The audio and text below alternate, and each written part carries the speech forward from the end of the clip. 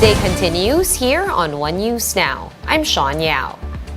The Agriculture Department laid out its 2023 budget proposal before the House Committee on Appropriations. Let's get the details from Greg Gregorio, who's reporting to us live from the Batasang Pambansa. Greg, hi, good afternoon. How much is the DA proposing for its 2023 budget? Sean, the Department of Agriculture proposed a 163 billion peso budget for 2023.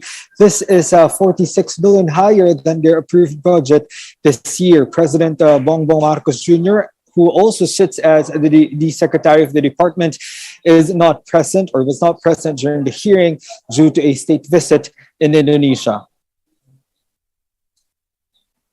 With the DA asking for a bigger budget for next year, there has been some questions raised by lawmakers.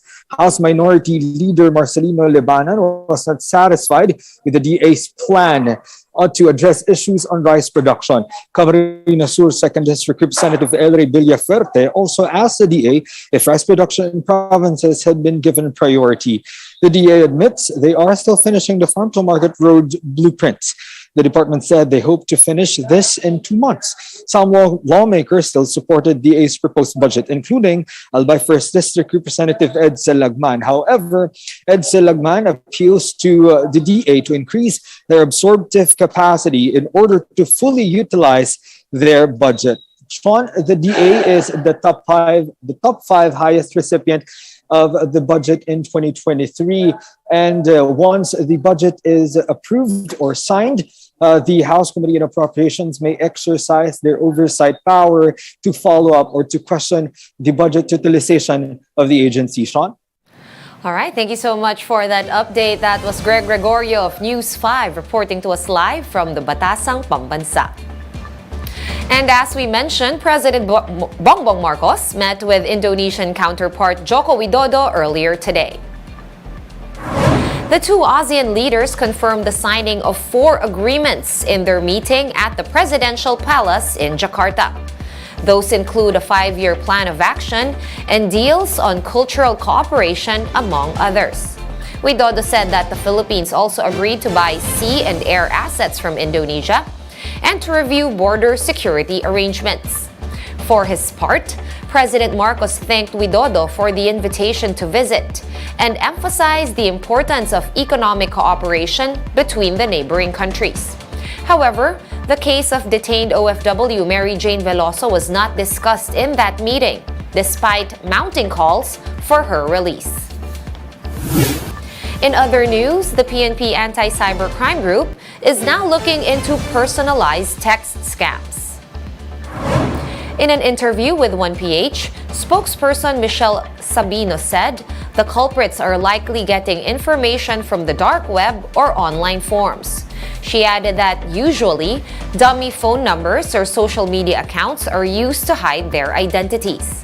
Sabino said SIM card registration would be a big help against the proliferation of text scams. Kung alam natin, identify natin yung tao, mas madali on our end para, ma-pinpoint, makuha kung sino yung salarin. Because ang mga natatakot lang naman sa SIM card registration is yung may mga plano. More stories after this quick break. Stay with us here on One News.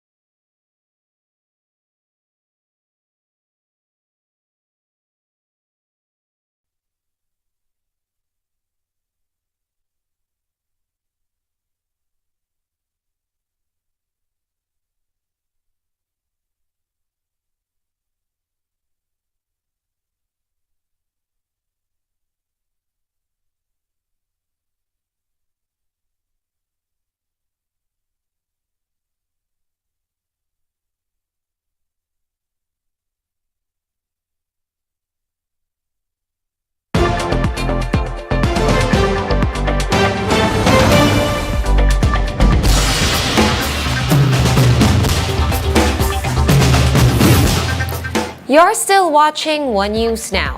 I'm Sean Yao. Thousands of people gathered in St. Peter's Square on Sunday for the beatification of Pope John Paul I. Pope Francis presided over the beatification mass.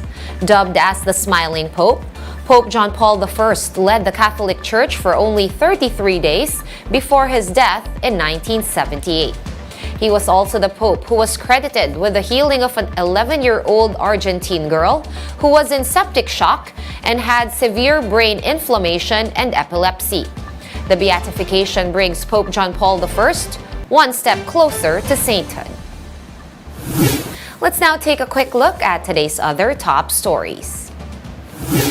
The Filipino Nurses United renewed calls for higher basic pay to encourage health workers to stay in the country. The group wants an entry-level salary of 50,000 pesos per month for nurses in both private and public facilities. Oil firms will be implementing a rollback in pump prices effective Tuesday, September 6. Gasoline prices will be going down by 2 pesos and 60 centavos per liter, while diesel will be cheaper by 1 peso and 55 centavos a liter. In sports, the San Miguel Beermen reclaimed the Philippine Cup title after beating the TNT Tropang Giga in Game 7, 119-97. This is the team's 10th All-Filipino Cup crown in franchise history. Junmar Fajardo was named Finals MVP for a record-tying 4th time in his career. And for more updates, visit News 5, The Philippine Star, and Business World online. Visit our website, onenews.ph, for more in-depth analysis. You can also catch One News on Signal Play. Register for a free account at www.signalplay.com and stream One News Live anytime, anywhere. Masks on, wash hands, and stay safe, Philippines. I am Sean Yao. We are One News.